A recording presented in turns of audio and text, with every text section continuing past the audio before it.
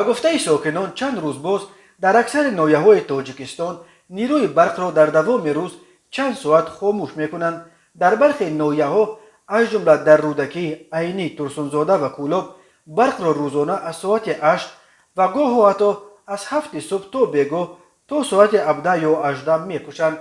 اما در برخی مناطق دیگر از جمله در طرف وادی رشت به گفته ساکنان نیروی برق را شبانه از ساعت 22 یا 23 قطع میکنند و صبح ساعت 5 یا 6 گشته سر میدهند. ساکنان زیاد در شبکه‌های اجتماعی با انتقاد تند از بی‌برقی آن را بازگشت لیمیت به تاجیکستان نامیده از شرکت برق تاجیک انتقاد کردند که تاکنون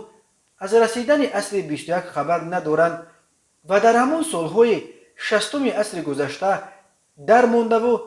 در همان دور و زمان تا حال پای میکوبند. اما مرکز مطبوعات شرکت برق تاجیک روز 12 اکتبر با نشر یک اظهارات ویژه تحت عنوان پر ادعای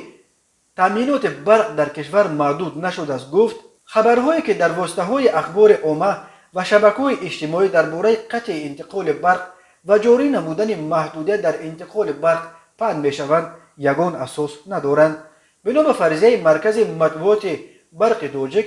در دوره تیاری به زمستان و آماده نمودن نظام انرژتیکی کشور به زمستان از جمله بریدن شاخه‌های درختان